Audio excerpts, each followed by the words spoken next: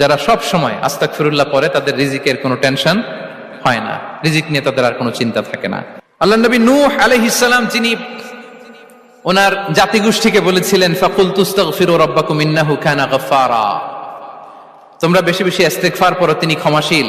ইস্তেগফার পড়লে কি হবে? ইউরসিলিস সামাআ আলাইকুম মিদরারা, রহমতের বৃষ্টি বর্ষণ হবে, তোমাদের জমিগুলো উর্বর হবে। ওয়া ইউমদিদুকুম বিআমওয়ালি ওয়া বানিন, আল্লাহ তাআলা তোমাদেরকে সম্পদে বারাকা দিবেন, সন্তানে বারাকা দিবেন। ওয়া ইয়াজআল লাকুম জান্নাতিন ওয়া ইয়াজআল লাকুম আনহারা, তোমাদের ফসল ক্ষেতগুলো সবুজ শ্যামল হয়ে ভরপুর হবে, তোমাদের রিজিকে বারাকা নেমে আসবে। তাহলে আমরা যেন বেশি বেশি ইস্তেগফার করি। বিষ্ণু ঈসা ইসলাম বলেছেন মান লাযামাল ইস্তিগফার